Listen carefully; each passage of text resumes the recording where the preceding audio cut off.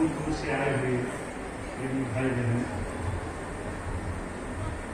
हम सब आज बहुत शुभ घड़ी में, बहुत सुनहरे अवसर में बैठे हैं। महापुरुषों की याद से, संतों के सद्गुरु की याद से अपने जीवन को बनाने के प्रयास में अपने जीवन को जी रहे हैं। अभी कल महाराज जी के पुण्यतिथि के अवसर पर हम सब ने उनको याद किया, महाराज जी की शिक्षाओं को याद किया, और धीरे धीरे हम अपने जीवन में इस मकाम पर हैं। अगले महीने स्वामी जी महाराज के जन्म दिवस के, उनके संसार के अवतरण दिवस के रूप में हम उनको याद करेंगे। संत को, महापुरुष को हम और आप अपने इस साधारण से नश्वर जीवन में जब याद करते हैं, जब हम उसका ध्यान करते हैं, तो इसका अर्थ क्या होता है? महाराज जी कहा करते थे, इस संसार में जब आप अपना स्वयं का जीवन देखोगे,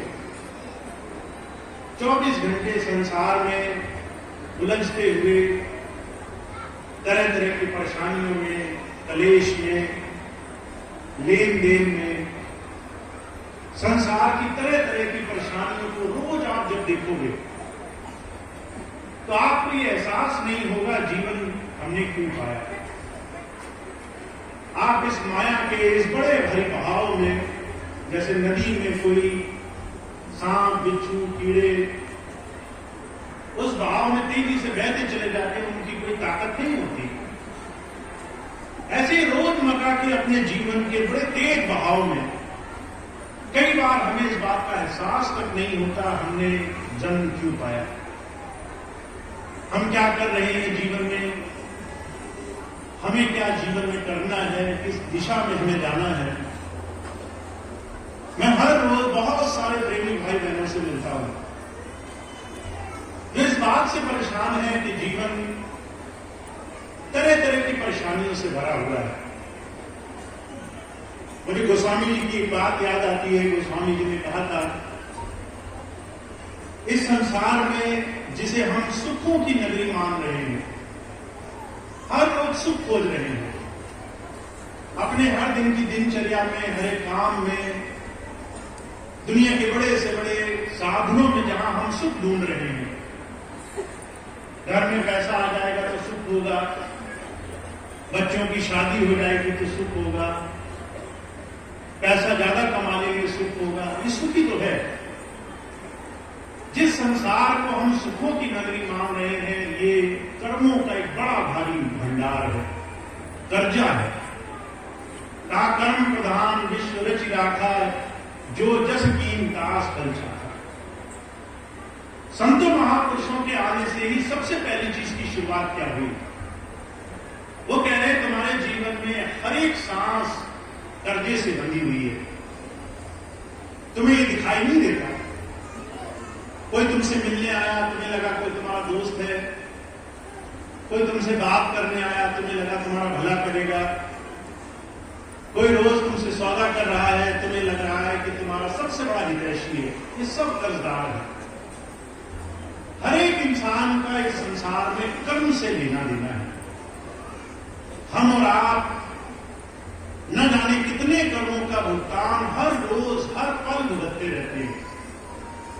कभी दुख में, कभी सुख में, कभी लेना देना, कभी लोगों से मिलना जुलना, कभी व्यापार। हमें लगता है ये सुखों का दाम है।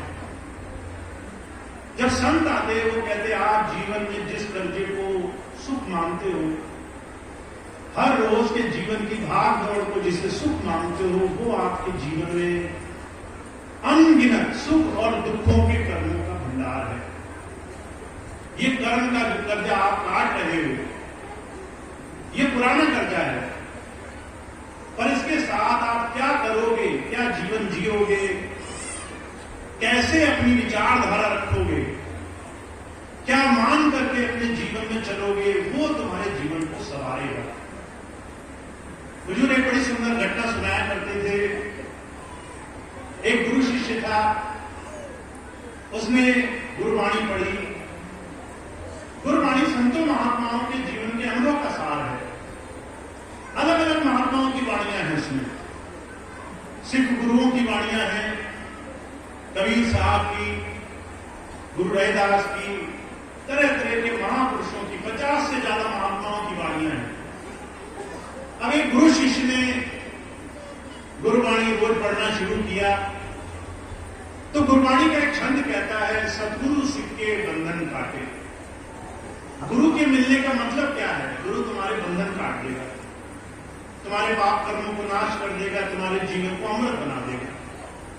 अब उसने ये लाइन पढ़नी शुरू की और सोचा जब गुरु बंधन काट ही देगा, जब गुरु जी मेरे सारे पाप कर्मों का छुटकारा कर ही देंगे, तो मुझे सुधार की आवश्यकता क्या है?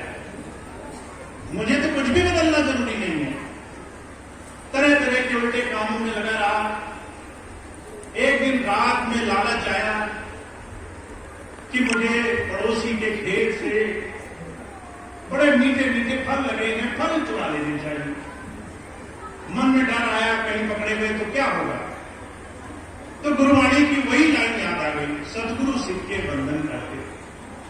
चोरी करने जा रहे हैं और गुरु जी के ऊपर हमने सारा बोझ रख दिया, गुरु जी तुम हमारे बंधन काट देना। जब वो चोरी करने गया, रात को डर के मारे जो वो शब्द बोल रहा था थोड़ा तेज बोलने लगा। खेत के मालिक ने सुना, वो भी गुरुवाणी पढ़ता था। वो पास आया, कहने लगा भाई जी आधी लाइन है ये, आधी लाइन ये कहती है सतगुरु सिख के बंधन काटे, और जो दूसरी आधी लाइन तुम नहीं पढ़ रहे, जे सतगुरु सिख विकार देगा। गुरु तुम्हारे बंधन कब काटेगा? जब तुम आज तौबा कर लोगे, आज कान को हाथ लगा लोगे, आज ही प्रण कर लोगे कि गुरु जी मैंने गलती करी, आज के बाद नहीं दोहराऊंगा। मैं बहुत लोगों की चिंताओं में लगा रहता था, निंदा चुगली बुराई में मेरा जीवन गुजरता था। दूसरों को देख देख करके मैं उन्हीं की बातों में उलझ गया। मैं आज से तौबा करता हूं, मैं आज से कान को हाथ लगाता हूं, आज से मैं गलती नहीं दोहराऊंगा। मैं ये बात आपको क्यों बता रहा हूं? हम जितने गुरु प्रेम में, गुरु की याद, उसके सानिध्य में बैठे हुए भाई बहन हैं, हम भी आधी लाइन पढ़ते हैं। हमारे जीवन में गुरु के दर्शन मात्र से काम हो जाएगा, पर उस दर्शन से हमारा काम कब होगा ये बात हम न जानना चाहते हैं, न इस बात पर चलने के लिए हम जीवन में प्रयास करते हैं। मेरा ध्यान आपको सिर्फ इसी तरफ, दूसरी आधी लाइन की तरफ ले जाने के लिए है।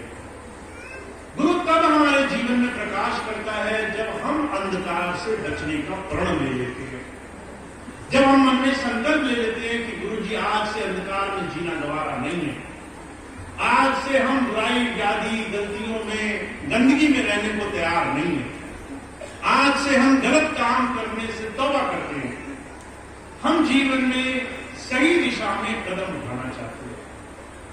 जब गुरु आपके जीवन में आता है, गुरु आपके जीवन को, आपके हर रोज 24 घंटे बीतते हुए जीवन को सबसे पहले दिखाना चाहता है। हमारे और आपके सामने चुनौती क्या है? हमारा गृहस्थ जीवन।